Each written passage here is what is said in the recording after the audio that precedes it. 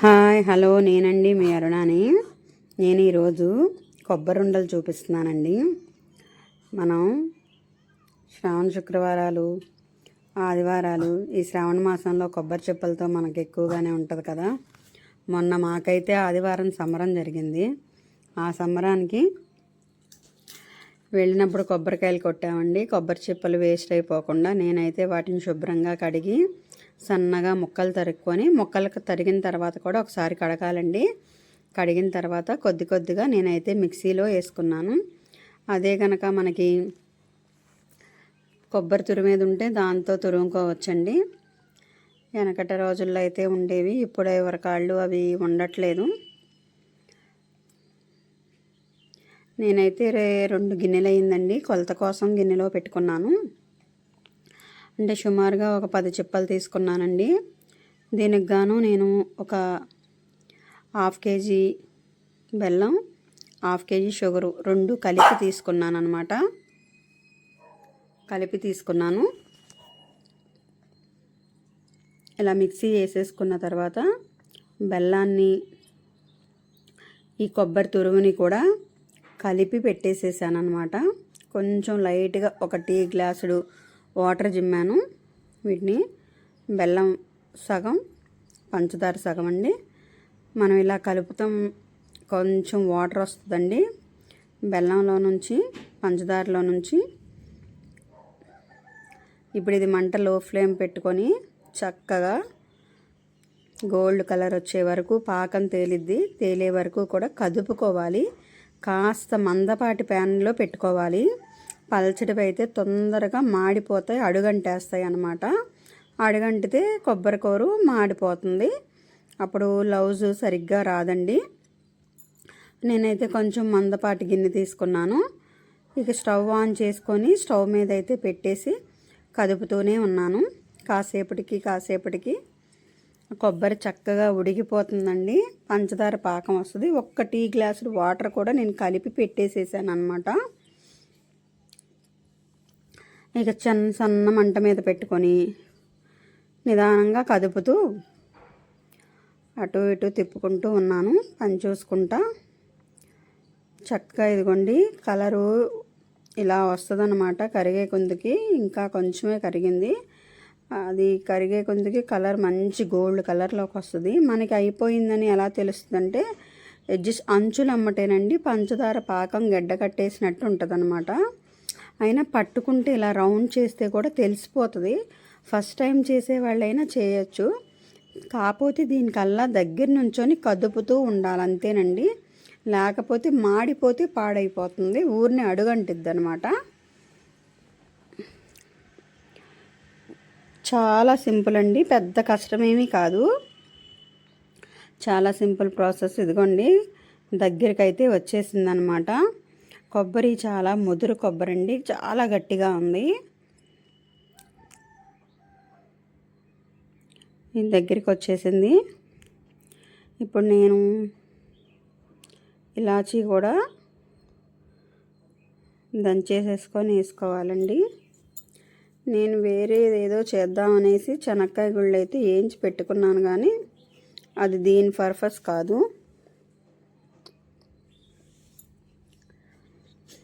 అంటే కొబ్బరి పాకం, బెల్లం పాకం పట్టేశాను కదా, ఎలాగో పప్పు చెక్క కూడా చేసేద్దాం అనుకున్నానండి. నాకు అసలు టైం సరిపోలేదు, చాలా టైం పట్టింది. ఇంకా సరేలేనా అయితే పక్కన పెట్టేశాను. ఇలాచీ అయితే దంచేసుకొని అందులో వేసేసుకున్నాను అనమాట.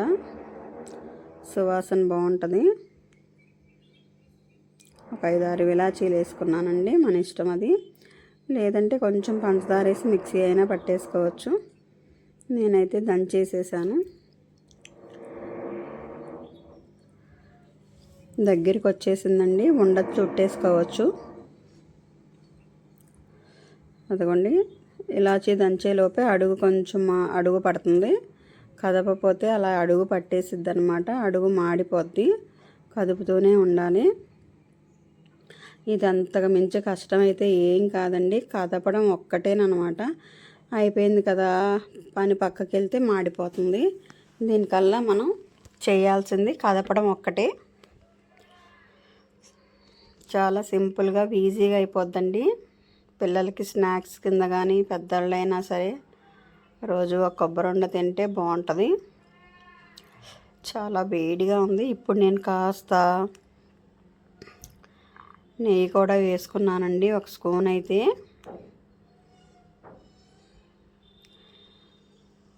ముదురు కొబ్బరి కదా, చాలా గట్టిగా ఉంది. అయినా సరే నెయ్యి వేసుకుంటే ఫ్లేవర్ బాగుంటుందండి. ఇంకా వేడిగానే ఉంది కదా, ఎందుకు కరగపెట్టడం అని చెప్పేసి కరగపెట్టకుండానే ఒక స్పూన్ వేసేసాను. అందులో కరిగిపోతుంది.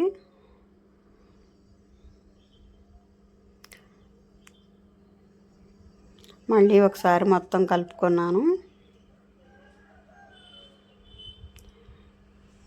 ఇప్పుడు ఉండలు చుట్టుకోవాలండి. మళ్ళీ చల్లారిపోతే గట్టి పడిపోతుంది అన్నమాట.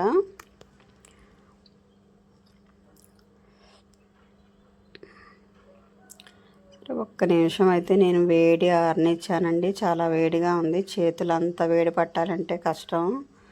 అలా అని మనం చల్లారిపోయే వరకు ఉంటేనేమో పొడి పొడిలాడిపోతుంది అన్నమాట.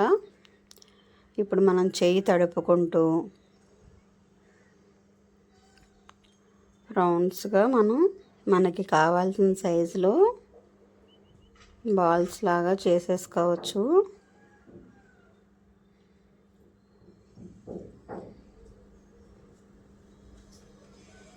ఇక నేనైతే రౌండ్స్గా చేసేసుకున్నానండి.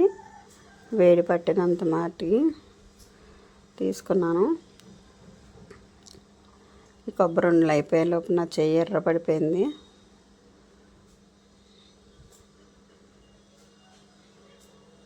మొత్తం అలా చుట్టేసుకున్నానండి. కాస్త మాత్రం ఇందులోనే చెక్కలాగా పోయడం కోసం ఇదే కంటెన్సీలో ఉన్నప్పుడు ప్లేట్కి అడుగున నెయ్యి రాసాను.